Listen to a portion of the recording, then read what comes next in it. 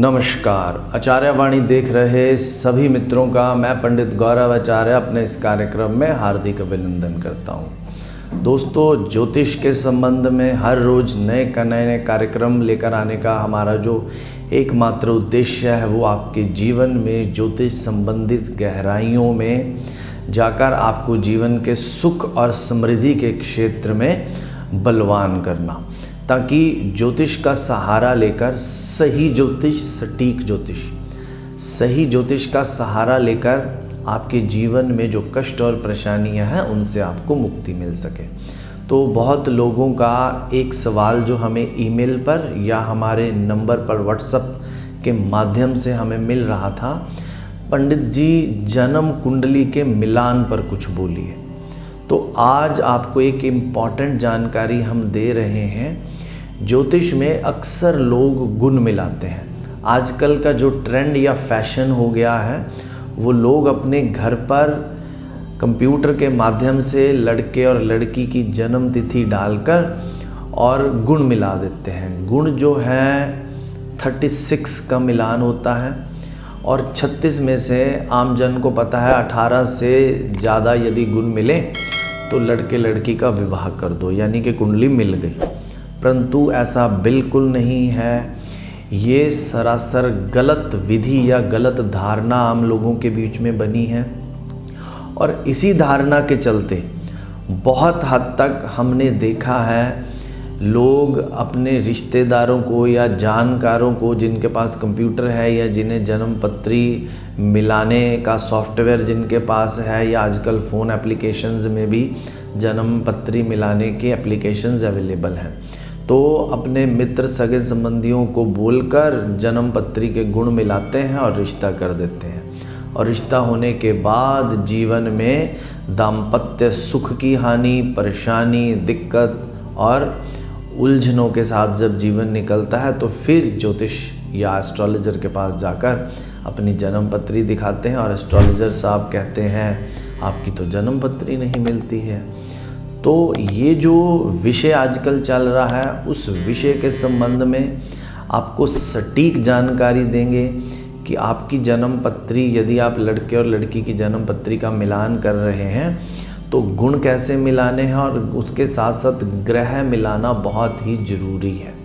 ग्रहों से हमें सटीक जानकारी मिलती है भावी लड़का या लड़की के जीवन में किस प्रकार के ग्रह गोचर चलेंगे और उस गोचर से आपसी जो संबंध है लड़के और लड़की का वो कितना अच्छा या कितना बुरा रहने वाला है। तो सबसे पहले जो आपको जानकारी हम दे रहे हैं वो है अष्टकूट मिलान की।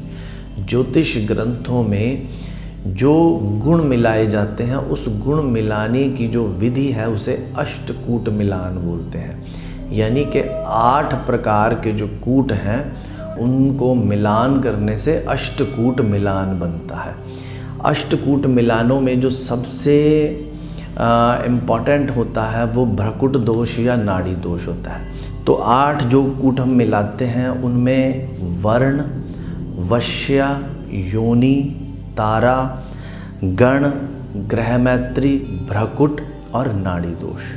नंबर 1 वर्ण, नंबर 2 वश्य, नंबर 3 तारा, नंबर 4 योनि, नंबर 5 ग्रहमैत्री, नंबर 6 गण और नंबर 7 भ्रकुट और नंबर 8 नाड़ी। इन 8 कूटों के मिलान से हमें 36 गुण प्राप्त होते हैं। पहले वर्ण से 1, दूसरे वश्य से 2, तीसरे 3, चौथे से 4, ऐसे ही एक एक वर्ण से हमें 8 मिलते हैं। इन 8 वर्णों को जब हम आपस में जमा करते हैं 1 + 2 + 3 + 4 + 5 + 6 + 7 + 8 तो हमें 36 गुण प्राप्त होते हैं। तो इन 36 गुणों में से कम 18 और जो अच्छा होता है वो होते हैं 24, यानी 24 गुण मिलान के बाद जो गुण मिलते हैं वो उसको अच्छा मानते हैं और 18 मिनिमम मिलने चाहिए। 18 के बाद ठीक ठीक मानते हैं हम इनको। तो गुणों के बारे में आपको आज इस कार्यक्रम में हम जानकारी दे रहे हैं। 36 गुण में 18 गुण कम से कम मिलने चाहिए, और 24 गुणों से यदि अधिक मिल रहे हैं तो इसका मतलब जो गुण मिलान है वो बहुत अच्छा है।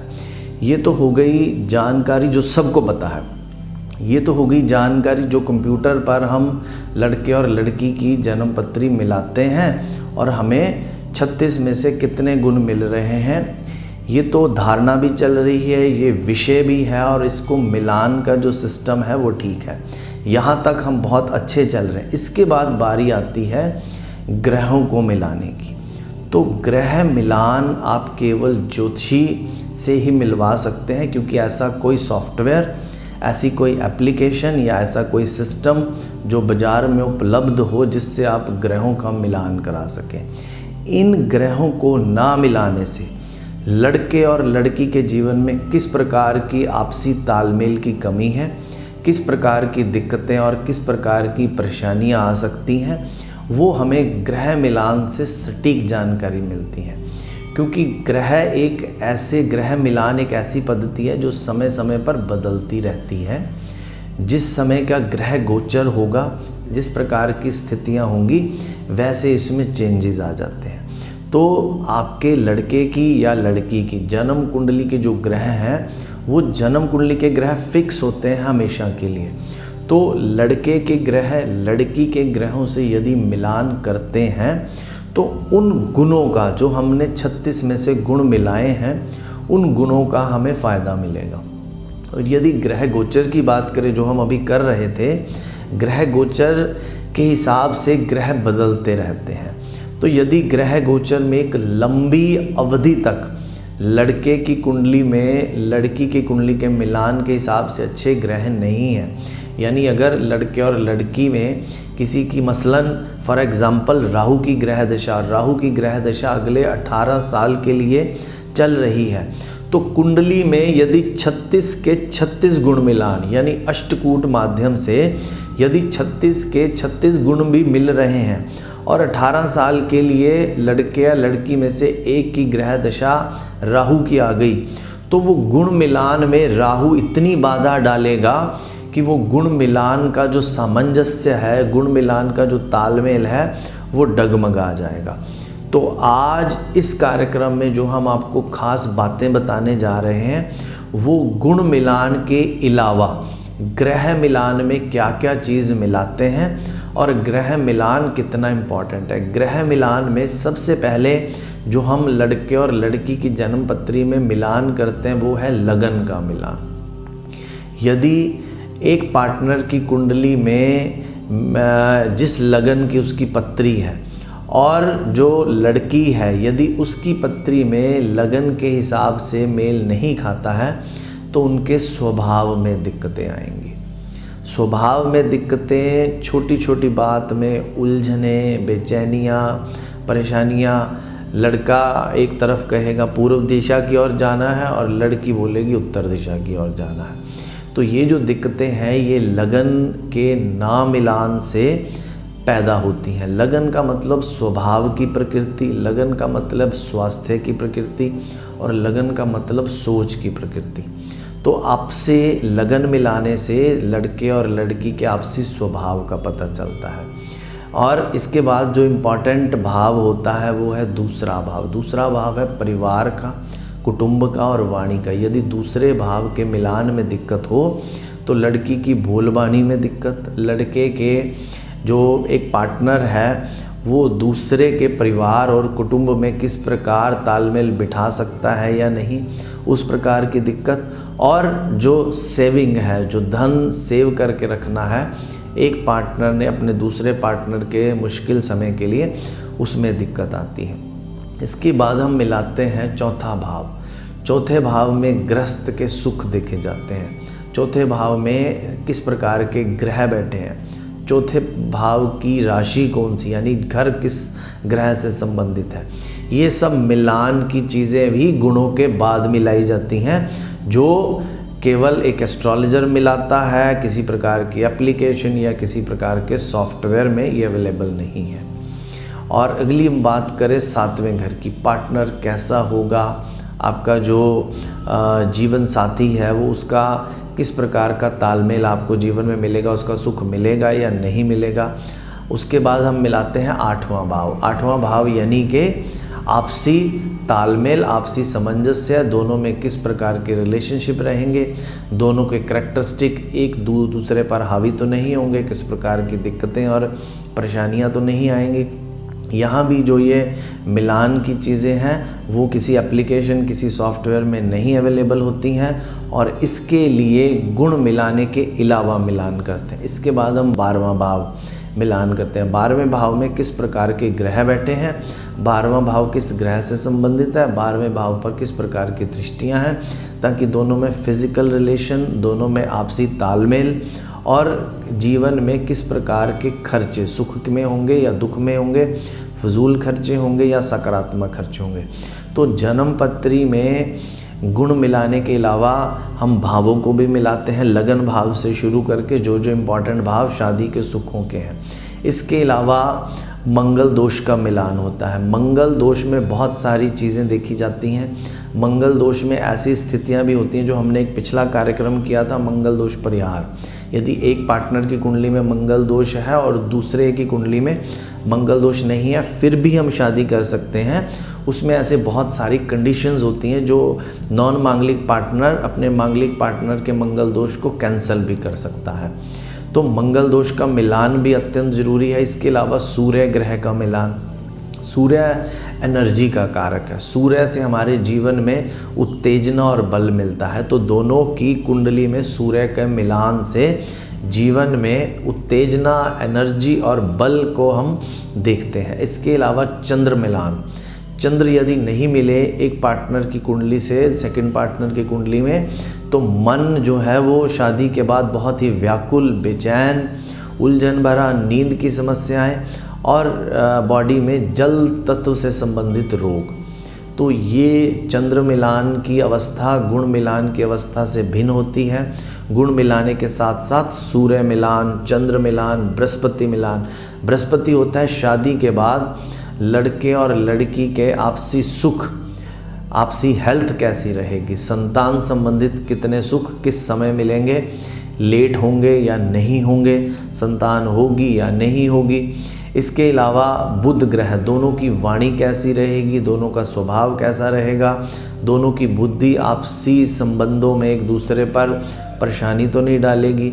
इसके बाद शुक्र मिलान, इसके बाद शनि मिलान, राहु और केतु मिलान। जितना ज़रूरी ग्रह मिलान है, जितना ज़रूरी गुण मिलान है, उतने ही ग्रह मिलान, उतने ही भावों के मिलान, उतने ही गुण मिलान जरूरी है। तो आज का ये कार्यक्रम जन्म पत्री में केवल गुण मिलाने के बाद विवाह कर लेना चाहिए या नहीं। तो आज के इस कार्यक्रम में हमने आपको विस्तार से बताया किस प्रकार जन्म कुंडली के गुण मिलान के बाद ग्रह मिलान की व्यवस्था बहुत ज़रूरी है, क्योंकि गुण मिलान तो अपने आप में एक संपूर्ण विषय है ही। अष्टकूट मिलान के माध्यम से बहुत सारे मिलान हम कर सकते हैं, लेकिन ग्रह मिलान और ग्रह गोचर जो बदलता रहता है और किस प्रकार की ग्रह दशाएं आएंगी, ये विषय भी बहुत इम्पॉर्टेंट है। और इसको आप किसी भी ज्योतिष विद्वान से अच्छी तरह शांति और सुकून की स्थिति में बहुत सारी चीज़ें पूछ सकते हैं। यदि आप भी अपने लड़के या लड़की की गुण मिलान की अवस्था में हैं, या किसी ने आपको बोला है ग्रह या गुण मिलान नहीं मिलते हैं, शादी यहाँ हो सकती है या नहीं हो सकती है, तो आप भी इस विषय पर ज़रूर विचार करें। तो आज जो हम ईमेल लेने जा रहे हैं वो है रविंदर सिंह जी का। रविंदर सिंह जी की डेट ऑफ बर्थ है 3 जुलाई 1986, 0020 AM, यानी 2 की रात और 3 की सुबह। रोपड़ का इनका जन्म है और ये पूछ रहे हैं मैरिड लाइफ में दिक्कतों का कोई उपाय बताएं, और क्या हमारी जन्मपत्री में कोई तलाक का योग तो नहीं है।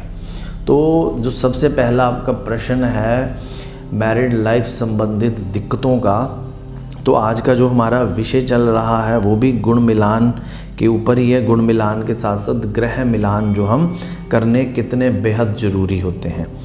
तो आपकी पत्री में जो आपसी तालमेल के लिए हमें आपकी वाइफ की जन्म पत्री भी चाहिए है। उसके बिना हम पूर्ण रूप से विश्लेषण तो नहीं कर पाएंगे, लेकिन बृहस्पति को अच्छा करने के लिए, ताकि आपसी तालमेल हस्बैंड और वाइफ में बना रहे, उसके लिए आपने केसर का तिलक मस्तक, जुबान और नाभि पर धारण करें। आपकी मीन लगन की जन्मपत्री है और बृहस्पति 12वें में है, तो बृहस्पति की सुटेबिलिटी के लिए, बृहस्पति को अच्छा करने के लिए आप एक 6 रत्ती का पुखराज रत्न भी धारण कर सकते हैं। और तलाक योग है या नहीं है, उसके लिए आप अपनी मिसेज की डेट ऑफ बर्थ, अपनी डेट ऑफ बर्थ के साथ दोबारा हमें ईमेल भी कर सकते हैं, हमारे व्हाट्सएप नंबर पर भी भेज सकते हैं। और यदि आप हमसे मिलना चाहें इस संबंधित, तो आप संपर्क करके मिल भी सकते हैं, क्योंकि अधूरी जानकारी आपने भेजी है। आपका जो सवाल है वो मैरिड लाइफ से संबंधित है और इसमें इम्पॉर्टेंट जो किरदार होता है वो आपकी वाइफ भी साथ है। तो कृपया यदि आपका कोई भी सवाल मैरिड लाइफ से संबंधित हो या आपसी तालमेल से संबंधित हो, वैवाहिक जीवन से संबंधित हो, गृहस्थ सुख से संबंधित हो, तो हमें आप अपनी ईमेल में अपनी डेट ऑफ बर्थ के साथ अपने पार्टनर की, अपनी वाइफ की डेट ऑफ बर्थ भी ज़रूर भेजें, ताकि हमें उस समय अवलोकन करने में किसी प्रकार की दिक्कत और परेशानी ना हो। तो आपको ये हमारा कार्यक्रम कैसा लगता है हमें ज़रूर लिख कर भेजिए। और यदि आप भी अपना ईमेल इस कार्यक्रम में शामिल करवाना चाहें तो panditgauravacharya@gmail पर आप हमें भेज सकते हैं। तो आपके जीवन में सुख समृद्धि की मंगल कामनाओं के साथ आपके जीवन में कष्ट और परेशानियों से आपको मुक्ति मिले। मैं पंडित गौरव आचार्य आज के इस कार्यक्रम से विदा चाहता हूँ। नमस्कार।